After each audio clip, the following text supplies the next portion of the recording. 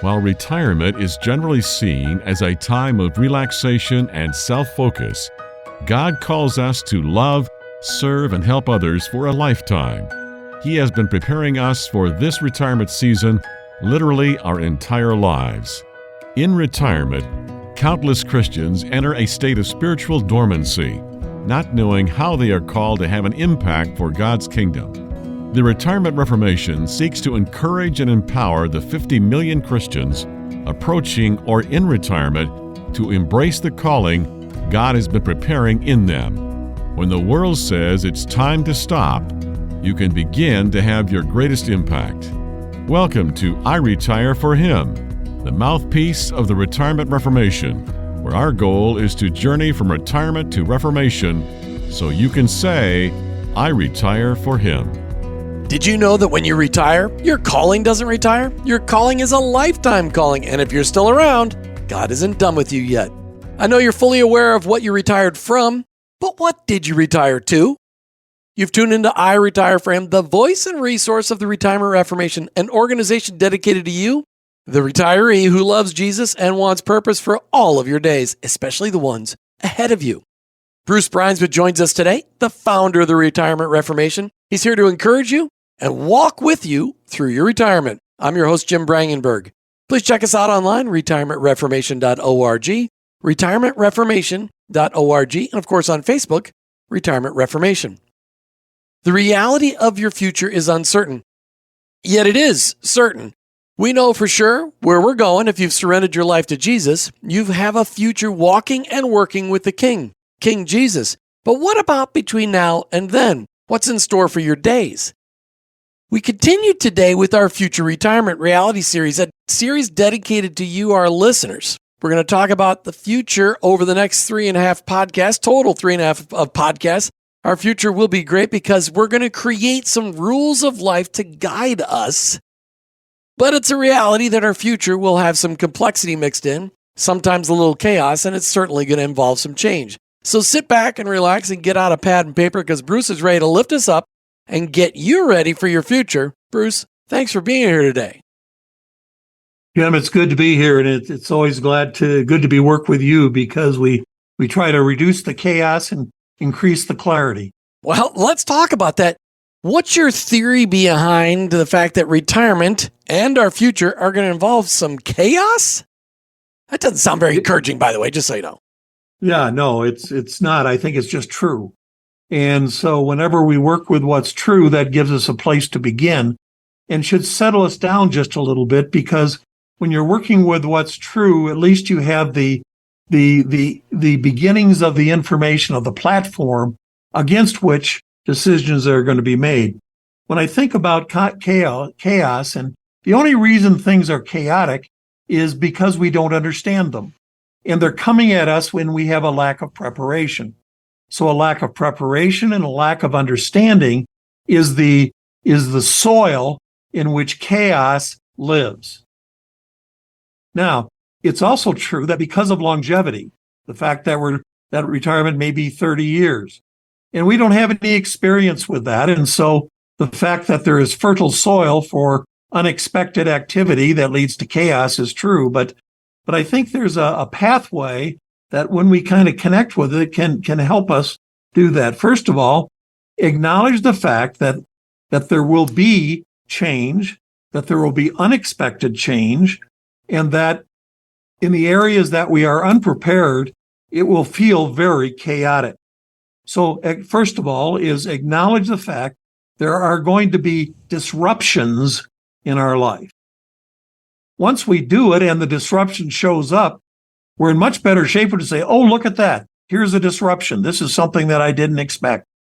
And rather than responding to that emotionally and grabbing for a lifeline somewhere, which may be, could be drugs, could be all kinds of things, just recognize that there are going to be disruptions, and that those disruptions, the next D in the series, is that will then cause us that we need to make some decisions. And if we don't make decisions, if we waffle, if we just ignore, if we reject, if we deny, then that chaos can not only continue, but will become even more complex, and we will step into increased areas of frustration. So recognize there will be disruptions. We have to make decisions, and those decisions will be what determines our future direction.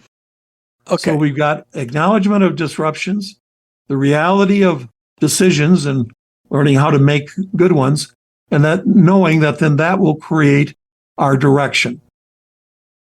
So Webster's defines chaos as a condition or a place of great disorder or confusion, a disorderly mass or jumble. But as you were in this business, people spend their life planning for retirement. Shouldn't it just be orderly all the time? I mean, isn't that just then make the idea of retirement planning kind of a misnomer? I mean, what's the truth here, Bruce? I think the truth here is this has a couple of pieces to it. The first one is that when people hear the word retirement or retirement planning, they simply only think of one of those three issues, that is financial.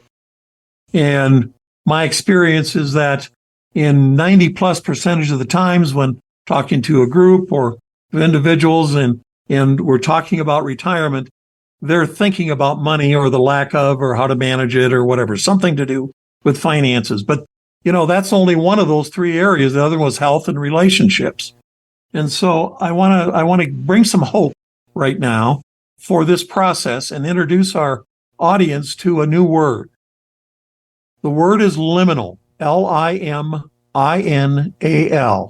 liminal.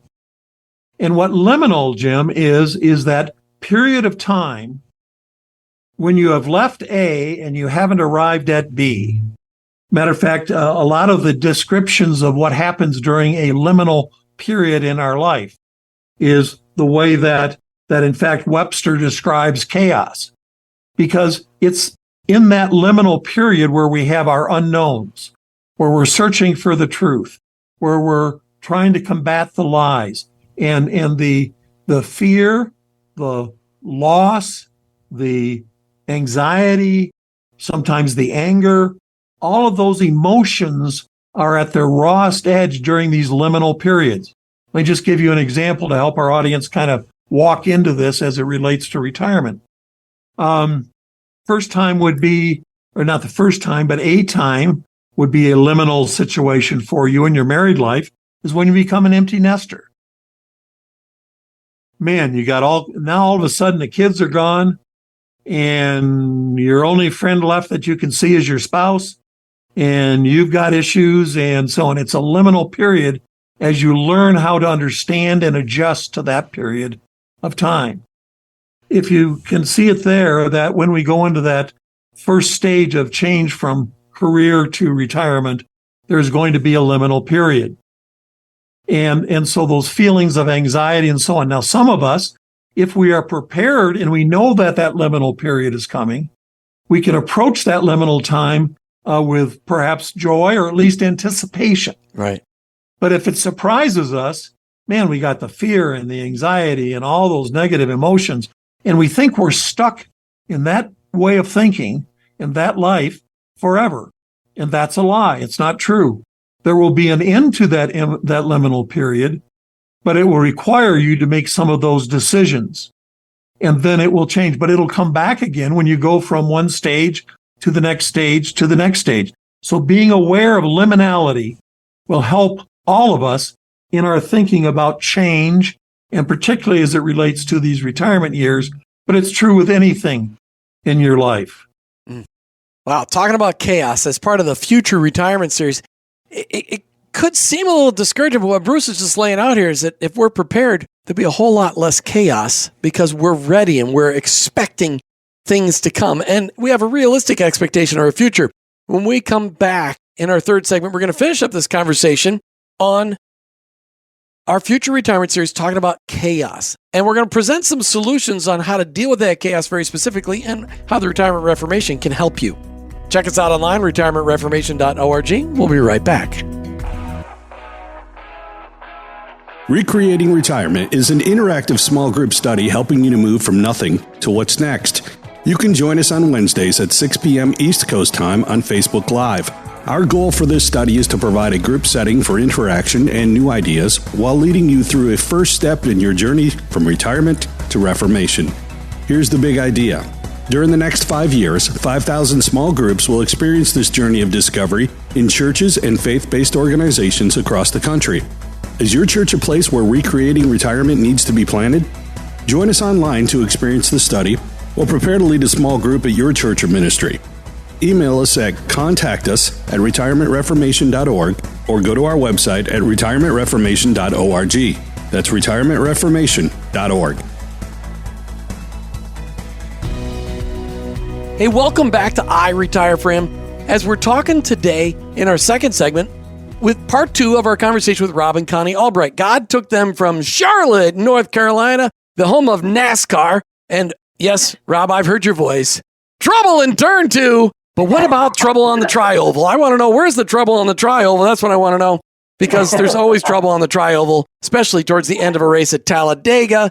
All right, but we're in the second part of this conversation with Rob and Connie Albright as we talk about, in our future retirement series, about complexity and chaos. You guys upended your life in your late 60s to start fresh from scratch in a brand new job in Western Virginia, the town of Wise, Virginia, at campbethel.com. An incredibly old but historic campground with beauty all around, as Martha and I have been there a few times already. Just incredible. Thanks for sticking around with us so you share more of your story. A pleasure. Bruce, I interrupted you on the last podcast, Bruce. I knew you had a follow-up question after you asked Rob about the connection between his past and what he's doing today. Maybe you've got another question for him. Yeah, the question from that past, the decisions that we make and the way that God leads us, so we have some, basic foundational goals and values that, in fact, we're going to follow. But following it, Connie kind of described her time in oncology, and that there was then time and there was now. What's the next pathway going to be? And her motivation was to support your kids. Did that look any different for you, or was that very similar? We both came from very distinctive backgrounds. Connie grew up in a home where her mom was full-time employee of General Motors. Her dad was a police officer. They worked regularly scheduled hours. They stayed married till they passed away. Mine was very different. My parents were divorced at a young age. I had a multitude of stepdads, literally. And when I saw my father on weekends, he owned a small-town Lincoln Mercury dealership. So I saw this hard-driving, entrepreneurial kind of guy. So through 40 years of our marriage, there's always been a little bit of that plays into how you perceive financial well-being and how you receive what retirement looks like to you. And I never saw myself as one who, even if I was greatly blessed financially, which unfortunately I'm not independently wealthy right now, but even if I were, I'm going to be about the Lord's business till the day that he calls me home or that I can no longer function. Because when we lose purpose, we lose focus. When we lose focus, we lose interest in the things that keep us involved with people and keep us reflecting him in whatever environment he places us, whether that's a work environment, a social environment, a church environment. That's what we're called to do, is be the best possible reflection of him. I fail a lot because I'm a sinner saved by grace, as we all are. But I know that whenever I say yes to what the Lord asks, I'm blessed to that. So, Connie, let's talk about these last several months. You guys have been at Camp Bethel, online at campbethel.com, in case you want to send your kids to Western Virginia to an incredibly historic camp experience on top of a mountain with a mountain lake and, well, more of a mountain pond and all kinds of really cool stuff. Connie, as you have been thrust into a job that isn't having to do with cancer, it doesn't have to do with the treatment of cancer, it has to do with administrative support and supporting whatever you can do to help your daughter and son-in-law in helping resurrect the incredible atmosphere at Camp Bethel. Has that been frustrating having to learn new things, or has it been exciting? Well, it hasn't been frustrating. It's a learning curve, and any time you have to learn something, it can be a little frustrating. But I'm bringing the skills that I had developed with people and supporting people. I'm a support person. I brought my office skills with me to help Brian in the office here.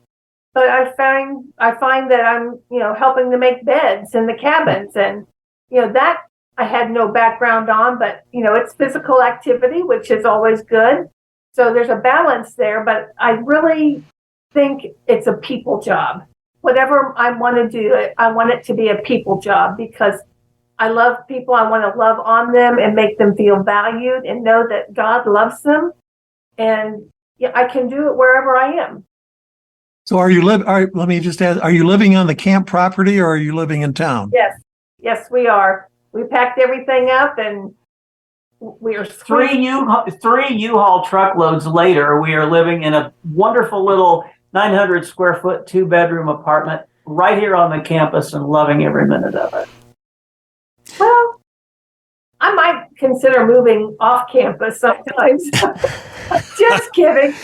Brian and Ange will be listening to this episode and they'll be writing you a letter later. All right. So, Rob, you spent much of your lifetime, helping people save money for their future retirement, financially planning. Most of them probably, as we found out on this show, as we've interviewed people, a lot of people know what they plan for their financials, but they don't necessarily plan for what they're going to do in retirement. God had a different plan for you. Now you're raising money. You're trying to create a foundation to support the ongoing ministry of Camp Bethel. How much of a twist has that been on you to go from helping clients to now helping one client and going back to all the people that you knew and saying, hey, you want to share some of that wealth with this great camp? The difference is in the perspective that I have of the work that I'm doing. And when I was in the financial services industry, I cared about people, as Connie, and I know that God cares about every individual. And I wanted to do my part to help them achieve the goals that they had. Here, it's not about achieving goals so much as it is supporting our son-in-law's vision. The theme of Camp Bethel is connecting generations in Christ. And I don't have to tell anybody listening to this podcast that we live in a very challenging culture right now. And one of the great divides is among generations within families. And one of the places that historically has been a great place to get away from the mundane of daily living and to reconnect with your family is at a camp in a beautiful mountain location, wherever that might be. Hearing God's truths in an environment where there's an open receptivity to all the goodness of his creation, and to go from there. And I know that may sound a little bit salesy, and if it does, I'm sorry, but that's the reality of it here. And there's a vision, and we want to be a part of that vision. And we can see whether God gives us another year, another 15 or 20 good years. We want to be about that process of reconnecting generations in Christ. I think it'll depend. It'll depend whether you get to last a long time, whether you walk up and down the mountain or whether you drive your car. Because if you walk up and down that mountain, you'll live a long time. You'll be like Caleb at 80. You'll be going, hey, let's go. Let's conquer the upper springs and the lower springs. Bruce, and before I ask Rob and Connie about what kind of encouragement they have for our iRetire4Him listeners, what last question do you have for them? I think I got really two, and one you can answer briefly. Is the primary focus in that connecting ministry that you just talked about, is the primary focus on younger people, or is it a combination of adults and younger people? Good question. You want to take it? Well, from what I have heard here, I believe it's both, really. I mean, they've started with family camps where whole families will come together here. They're talking about even doing a grandparents type of camp or retreat with grandparents and children. But they also even have a college Bible study here, where we have a local college, and they're bringing those kids in to, study the Word. So I would say on all levels, it's not just one. I think it's for everybody. My observation about that would be is that Retirement Reformation will be introducing an intergenerational prayer ministry in the fall. And so that perhaps is is a way that we could connect with the camp and with you. Oh, And secondly, you talk about grandparents. I would extend that not just to grandparents, but to grandparents. Everybody who's 60 and older and dealing with these kinds of issues that we're talking about. There's a huge need. So there's another way that perhaps we might connect. But I've worked with camps for probably 30 years now all across the country, and so both my heart and my encouragement are with you, and the fact that God has touched you to be in this support role, and that how valuable that is and how valuable that will continue to be. And as you find others to come alongside and work with you, just prayers for that rejuvenation and those new opportunities for ministry. So, my last question is really just a thank you. well, Thank you for having us.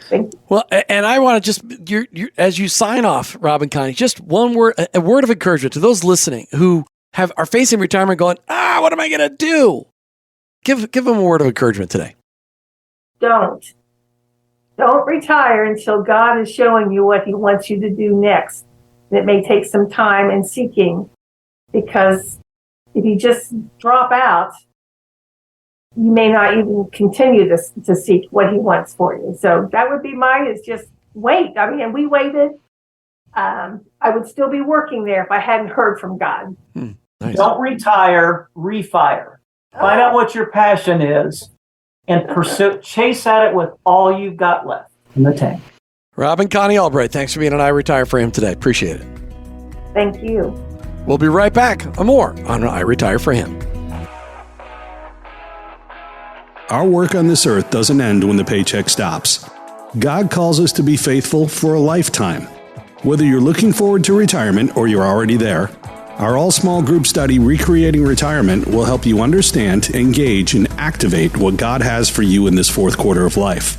Join Retirement Reformation founder Bruce Bruinsma as you consider your past, strengths, spiritual gifts, and your passions, and how they all come together as the call God has for you in these years. Connect with us on our online community group at facebook.com/Retirement Reformation, Wednesdays at 6 p.m. Eastern, or if you'd like to bring Recreating Retirement to your church, email us at contactus@retirementreformation.org. Are you ready to start your life-changing journey today? Hey, welcome back to iRetire4Him, the voice and resource of the Retirement Reformation. We'd love for you to check us out online, retirementreformation.org. So many resources out there for you to grasp hold of and to help lead you through the complexities, the chaos, the change of retirement, to help your retirement future years be great. Bruce, as we finish up this conversation about chaos, have you and Judy ever had times in your retirement years so far, which you really you still haven't retired, but in your retirement years, have you experienced any of this chaos that we talked about in the first segment? Honestly, we have not. We've experienced change. We've experienced the complexities, but it never really has been to the point of chaos. And I think the reason is because, as we've pointed out, realizing that there are going to be disruptions, you have to make decisions, and the decisions will then impact your direction. And, probably 30 years ago, in one of the experiences that I had with God, and it was one of those places where you move spiritually to another spot in the journey. And one of the things that I prayed for was wisdom, and then spent a lot of time in Proverbs and Ecclesiastes and the assimilating the wisdom that I could. And that has always been foundational. So as we've approached or been engaged with issues of change and surprise, we've had a way to think about it, that finding the truth and understanding what some of those issues are going to be has helped us to avoid the chaos that so many people have are experiencing. Let me just say one more thing about that. We see that in the senior years, the issue of loneliness comes up time after time after time after time. And it's interesting. You would think that when you were lonely, you were cut off from things, that there wouldn't be chaos, but that's not true. There is confusion, maybe that's a better word than chaos, in these circumstances. And we're going to do another series at some point, but some of the results that lead to chaos in the families is senior divorce, bankruptcy, suicide, and addiction. And when those things are the reactions to loneliness, the chaos that generates, not only for yourself, but for those all around you and your family, is absolutely huge. And so simply to be aware that that's a journey that unfortunately so many people that's the way they've solved their complexity or their chaotic problems, by escaping from it or trying to. And either you change your spouse, you end your life, you declare bankruptcy, or you use opioids or alcohol as an escape. So that all kind of fits into there, and being aware that that's true when you see it in others or you see it in yourself. When you need that third drink every night, that should be a clue that there are some issues you need to address. So long answer to your question, Jim. But it's great. I mean, it goes back to what is true and being prepared for what is true, which you talk about all the time.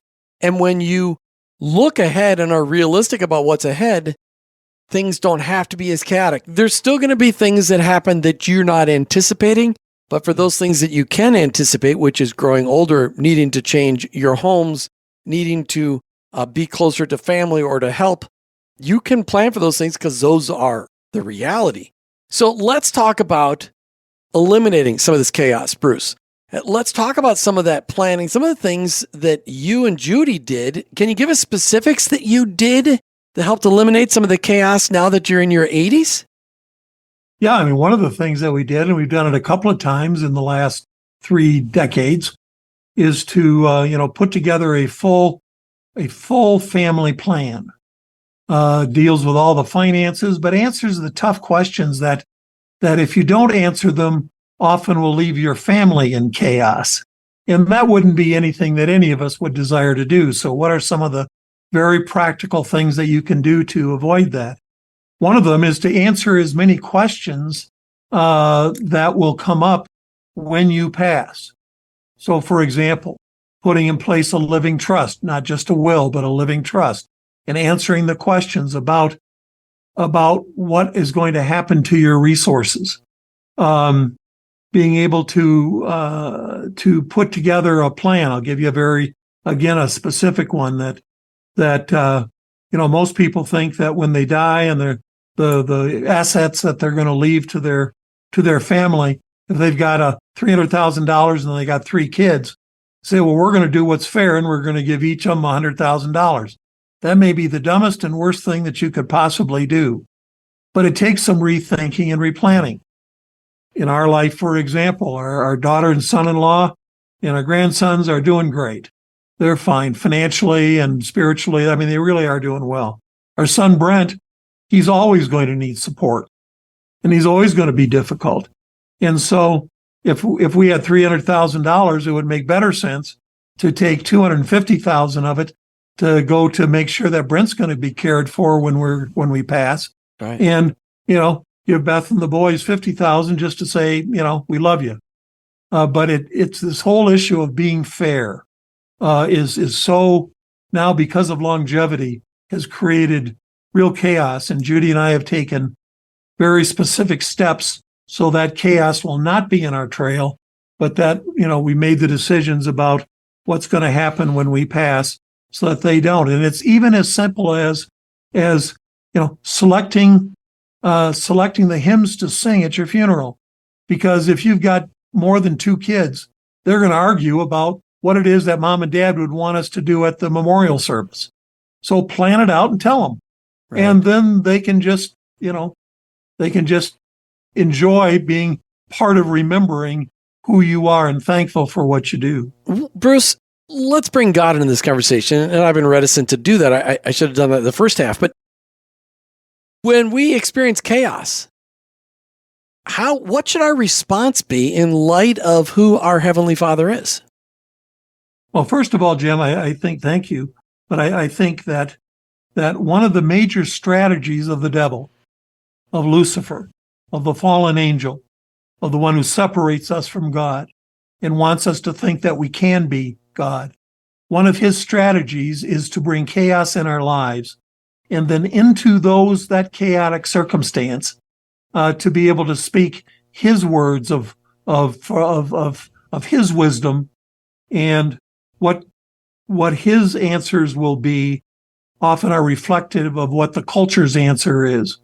And so first of all, to realize that when we are in chaos, that one of the leaders of the chaotic thinking and the solutions to the chaos are ones that are not from God, but are from the opposite. And to understand that God is not a God of chaos. He's a God of order. He's a God of order. He's a God of growth. He's obviously a God of love, great love, having love you and me. And he does that unconditionally. And so we get to begin again. And when things happen, Bruce, that we are surprised by, does it surprise God? Never. And interestingly enough, I was telling an audience last week, we got into a conversation that was around these general areas.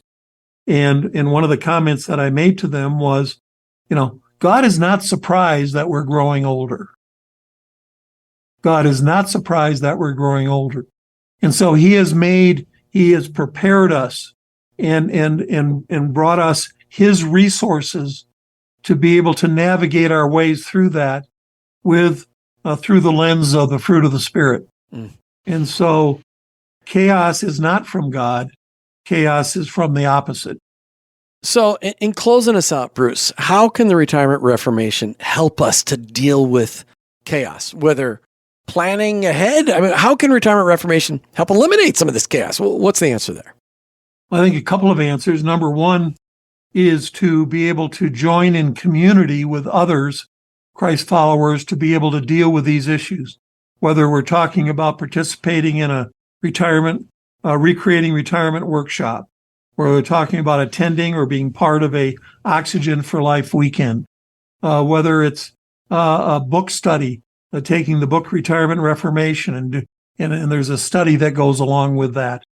Whether it's finding the Retirement Reformation Manifesto and going through those 10 steps and getting a picture of what God wants life to be for us, and then addressing those issues as a pathway and as a guide stone.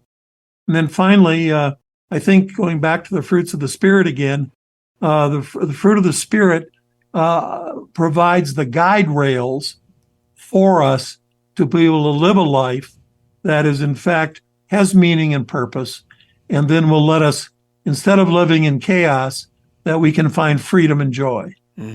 Wow, such great words. And the Retirement Reformation is there to walk alongside of you with so many resources.